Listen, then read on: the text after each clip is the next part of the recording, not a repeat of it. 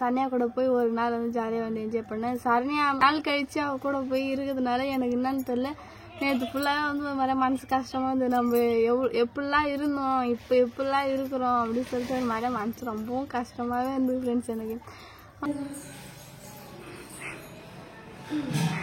என்ன பண்றாங்க, தனியா ஒரு ஆள் நட மாட்டேங்கிறான்.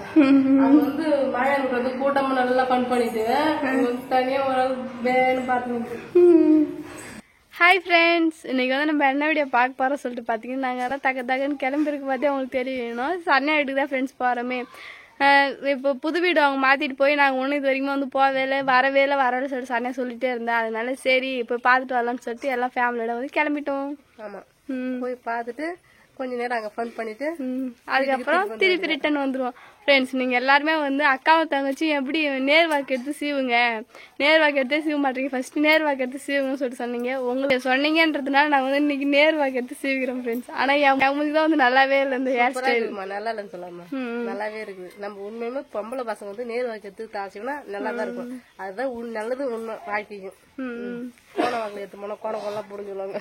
நான் வந்து வாக்கே எடுக்க மாட்டேன், அப்படியே எடுத்து கிளிப்பு இங்கே போட்டுருவோம். இங்கே நீங்க சொன்னீங்கன்ற ஒரு காரணத்தினால வந்து நேர் வாக்கு எடுத்து இது எடுத்து இந்த சைடு இது எடுத்து இந்த சைடு வந்து போட்டுருக்கேன் ஃப்ரெண்ட்ஸ். நான் ஜெயஸ்டோட நேர் வாக்கு வந்து எனக்கு வந்து நேர் வாக்கு வந்து நல்லா இருக்கா சொல்லிட்டு மறக்காம வந்து கமெண்ட்ஸ்ல கமெண்ட் பண்ணுங்க. நான் தெரிஞ்சுக்கிறேன் எனக்கு எந்த அளவுக்கு நல்லா இருக்குது எந்த அளவுக்கு கேவலமா இருக்கு சொல்லிட்டு. நல்லாதான் இருக்குது, எனக்கு பொறுத்தவரைக்கும் நல்லா இருக்குது. கமெண்ட்ஸும் நல்லா இருக்குன்னு தான் சொல்லுவாங்க. சரி பார்க்கலாம் எத்தனை பேர் நல்லா இருக்குன்னு சொல்லிட்டு சொல்றாங்க, எத்தனை பேர் என்ன கழுவி ஊத்துறாங்கன்னு பார்க்கலாம். சரி வாங்க ஃப்ரெண்ட்ஸ், இங்கே விட்டா பேசினே இருப்போம், வாங்க போயிட்டே வந்து பார்க்கலாம்.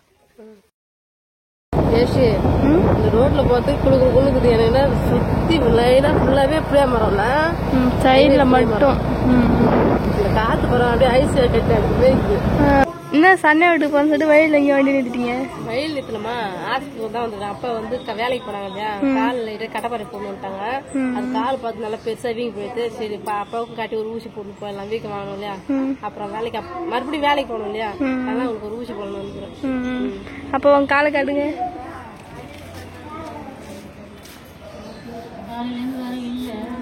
பெருசா இருந்துச்சு, நடக்க முடியல அவரால். ஆமா, அதனால சரி ஊசி போட்டு போகணும். சில பேரும் சொல்லுவாங்க கட்டை வேரில் வந்து மறைச்சா வந்து புண்ணு ஆறு சொல்லிட்டு, அதனால வந்து என்னோட நெய் பழிச்சு சாப்பாக வச்சு விட்டுக்கிறேன் காலில். ஜெயஸ்ரீ வந்து அந்த காயம் லைட்டாக இருக்குது இல்லையா, அது வந்து சீக்கிரம் ஆறதுனால வந்து அந்த நெகத்துக்குலாம் நெகப்பால் சட்டு விட்டுக்கிறான். ஃப்ரெண்ட்ஸ், ஒழுங்காக வந்து சனியா வீட்டுக்கு வந்து வந்தாச்சு. பார்த்தீங்களா வர பார்த்து கட்டப்போய் காலியாக வந்து பார்த்தீங்களா கட்டப்போய் வந்து ரொம்ப ஒன்றும் கடமை வேணாம்மா, திட்டமாக தான் வாங்கி போகிறோம். ஏன்னா இருக்குது 2 பேர் இல்லையா, அதெல்லாம் கொஞ்சமாக தான் வாங்கி போகிறோம். அப்படியே வர பார்த்து எனக்கு வந்து பூ வாங்கி கொடுத்தாங்க. போட்டு போவோம், ஒரு முழம் 30 ரூபா பூவேன். வர பார்த்து எனக்கும் பூ வாங்கி கொடுத்தாந்தமோ நான் சொன்னேன். சரி வாங்க, சரண்யா என்ன செஞ்சுக்கிறா பேசலாம், நம்மளுக்காக என்ன பண்ணுறேன்னு ஃபர்ஸ்ட் பார்க்கலாம். சரண்யா என்ன பண்ணிட்டான்னு பார்த்துட்டு நெக்ஸ்ட் வந்து நம்மளுக்காக என்ன ஸ்பெஷலாக பண்ணியிருக்கான்னு அதையும் பார்ப்போம். சரி வாங்க ஃப்ரெண்ட்ஸ், மேலே போகலாம்.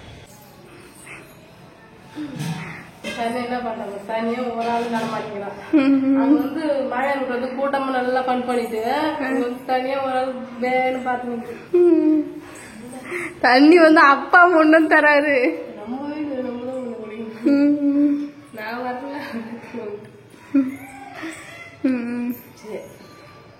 நான் வந்து நேரம் பார்த்தா கரண்டே இல்லை, நான் முன்னதான் இருந்துச்சு வரும் ஆனா வராது. ஜூஸ் கொடுக்குறது என்ன சனியா வந்தோடனே ஜூஸ் குத்து எல்லாருக்கும் கரெக்ட் பண்ற போல.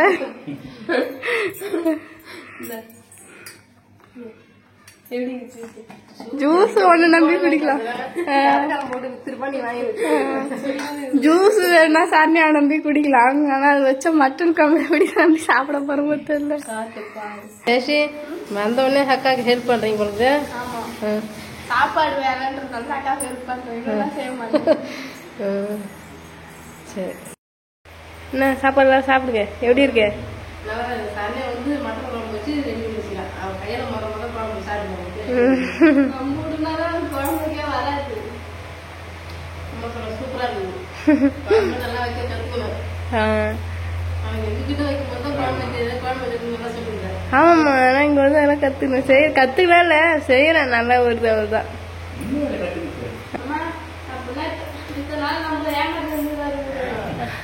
ஏமாத்தலாம் இல்லை,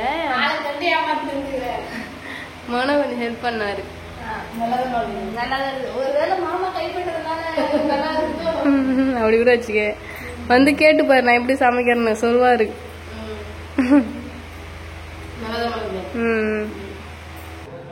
அவ்வளோதான் ஃப்ரெண்ட்ஸ். ஒரு வேளை வந்து சரணியா வந்து பார்த்துட்டு வீட்டுக்கு வந்து கிளம்பிட்டோம்.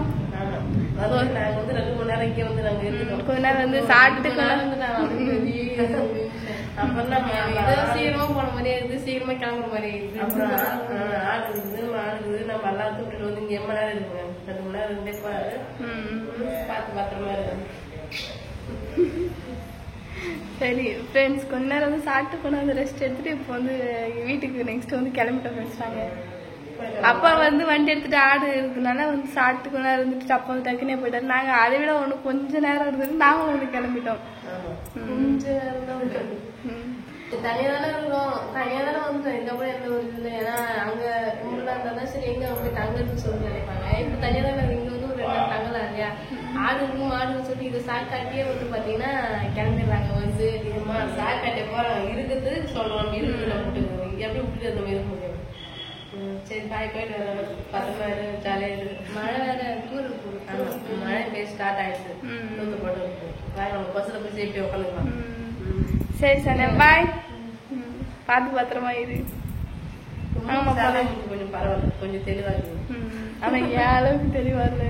ஐயோ ஆனா இருந்தாலும் என்னைக்கு இருந்தாலும் சரியா தான் பாரு. ஐஸ் வைக்கிறது என்னைக்கு தான் சரியா தான் இருக்கும். சரி டாடா பாய். ஃப்ரெண்ட்ஸ் நாங்கள் வந்து சரண்யா வீட்டில் போய் ஜாலியாக வந்து என்ஜாய் பண்ணிட்டு திருப்பி வந்து வீட்டுக்கு வந்துட்டு ஃப்ரெண்ட்ஸ். ஆனால் வந்து வர பார்த்து சரண்யா திருநூறுலாம் வந்து அவளுக்கு வந்து மழை கிடையாது. தரையில் வந்து தண்ணி தெளிக்கிறால தான் வந்து மழையே இருந்தது. ஆனால் இங்கே வந்து பத்துங்கால் வரைக்கும் வந்து தண்ணி ஃப்ரெண்ட்ஸ். மழைலாம் பெஞ்சு விட்டு இருந்தது. நாங்கள் வர டைமில் மழைலாம் நின்றுச்சு ஃப்ரெண்ட்ஸ். நாங்கள் பஸ் விட்டு இறங்க பார்த்தா மழைலாம் எதுவுமே இல்லை. ஆனால் தண்ணி வந்து கடுங்கால அளவுக்கு வந்து தண்ணி இருந்தது ஃப்ரெண்ட்ஸ். நேற்று வந்து செம மழை. நம்ம ஊரில் மழை மற்ற எங்கெங்கே மழைன்னு சொல்லிட்டு எங்களுக்கு தெரியாது. எந்தெந்த ஊரில் எந்தெந்த அளவுக்கு வந்து மழை பெஞ்சு மறக்காம கமெண்ட் பண்ணுங்க. நானும் தெரிஞ்சிடும் எங்கெங்க எவ்வளோ மழை பெஞ்சிருக்கு சொல்லிட்டு.